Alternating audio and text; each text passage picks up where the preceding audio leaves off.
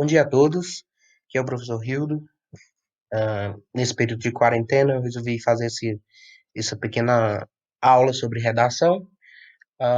Talvez o que eu vou falar vocês já devam ter escutado algum professor falar e tal, mas essa é a maneira como eu vejo a redação do Enem, é a maneira como eu ensino a fazer a redação, certo? É uma forma prática, simples, que não necessita você decorar uma estrutura fixa, mas sempre ter a ideia do que você está escrevendo. Nós vamos começar pelo básico, né? A redação tem três partes. A primeira parte da introdução é onde eu vou colocar o meu problema, a minha tese para aquele problema, e eu vou dar suporte para o que vai ser falado depois. Em seguida, eu tenho o desenvolvimento, é onde eu vou argumentar baseado naquilo que eu falei na introdução. E, por último, eu tenho a conclusão, que é onde eu vou propor uma intervenção, a solução para aquele problema que eu apresentei lá na introdução. Uma coisa que muitos alunos não percebem é que a redação, as três partes, elas devem estar conectadas. Se você escreve na introdução alguma coisa e no desenvolvimento você fala sobre outra coisa e na conclusão sobre outra coisa, a sua redação ela tá perdida, certo? Porque ela está sem uma continuidade. Então, se na introdução você fala de um problema e dá e quais os possíveis motivos, você tem que argumentar sobre esses motivos no desenvolvimento. E, consequentemente, retomar esses mesmos motivos com uma solução na conclusão. Hoje eu vou falar, nesse vídeo eu vou falar apenas da introdução. A minha introdução, ela tem três partes, a minha ideia, para uma introdução da redação. Primeiro, eu vou falar uma frase direta e objetiva que descreva de forma geral o tema. É aquela frase contextualizada, né, do que é o problema, certo? Muita gente começa com atualmente, odiernamente, na modernidade, blá, blá, blá, blá, blá. Mas eu sugiro uma frase direta, você não precisa dizer que é atualmente ou alguma coisa, mas você dá uma noção direta do que você vai falar, tá certo? A gente vai ver um exemplo. A problematização. Logo em seguida dessa frase, coloque qual é o problema. Ok, isso aí existe, né? E se existe é atualmente, então não precisa dizer atualmente, mas ele existe. E aí, qual o problema que você quer discutir? Normalmente o problema já está na proposta de redação, então você só vai textualizar aí dentro do seu parágrafo. Em seguida, você vai apresentar a sua tese. O que é a tese? A tese é a sua opinião sobre por que que esse problema existe, ou por que que ele persiste, ou por que que ele não acaba, ou por que que ele acabou, ou alguma coisa do tipo, certo? Então, a tese, ela é importantíssima para o desenvolvimento da redação. Então, se você pretende escrever dois parágrafos de argumentação, é importante que você tenha uma tese estruturada com dois argumentos.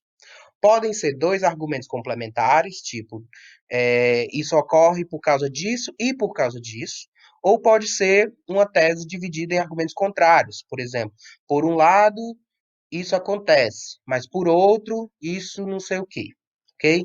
Então você pode colocar argumentos contrários ou argumentos complementares. É importantíssimo saber que o número de parágrafos que você vai desenvolver após a introdução depende do número de argumentos que você colocou. Se você colocar três argumentos, você tem que ter três parágrafos. Dois argumentos, dois parágrafos. Você pode até colocar um argumento e desenvolver em dois parágrafos, mas você vai ter que saber fazer isso muito bem. Então, a minha sugestão é coloca dois argumentos e desenvolve dois parágrafos. Vamos ver agora um exemplo que eu escrevi aqui, supondo que o tema seja a utilização inadequada das redes sociais para disseminar fake news. Ah, Quais são as palavras-chave? Primeiro eu tenho que me perguntar quais são as palavras-chave do meu tema, né? Eu tenho como palavra-chave aqui utilização inadequada das redes sociais.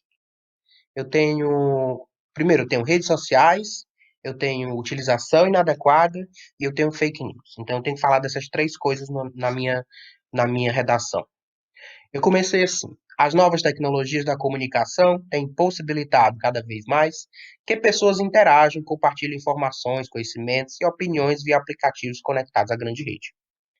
No entanto, Esse uso frequente dessas ferramentas pela população tem gerado a disseminação de grande quantidade de notícias e informações falsas, as chamadas fake news.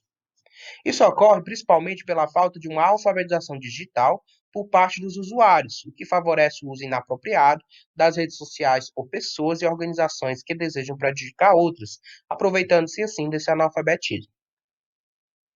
Então, percebam que eu dividi aqui a redação em três cores para vocês observarem aqui, ó, exatamente as três partes. Contexto. Eu apresentei qual é o tema, eu não falei do problema, eu disse apenas que essas novas tecnologias estão aí, que a comunicação está aí, que as pessoas estão interagindo. Eu fiz uma frase, um pouco longa, né, sobre o cenário, né? Tá aqui, isso aqui existe. Dentro do que existe sobre as novas tecnologias e as redes, é, quando eu falo grande rede, é a internet. Quando eu falo redes, são as redes sociais. E aí eu coloco aqui, certo, isso aqui existe. Porém, está acontecendo uma coisa, um problema. Qual o problema? Está cada vez mais comum que as pessoas compartilhem informações falsas e acreditem nessas informações falsas e fica compartilhando, né? Claro que se você não acredita, você não compartilha. Mas se você, as pessoas acreditam nisso. E por que que está acontecendo? Será que isso aí é o que é que está faltando nas pessoas? Né? O que está acontecendo para que elas continuem compartilhando e fazendo essas fake news? Eu dei dois argumentos, ó, aqui. Um é a falta da alfabetização digital, né? Que lá no meu parágrafo seguinte eu vou explicar o que é a alfabetização digital. Está faltando essa alfabetização digital por parte das pessoas, que é o fato de você olhar com criticidade sobre aquilo que você está recebendo em meios digitais. Um vídeo, checar a fonte, se foi alterado, se perceber isso aí, uma notícia, se ela veio de uma fonte confiável, checar outras fontes para ver se dizem a mesma coisa, se é uma, uma fonte confiável, alguma coisa do tipo.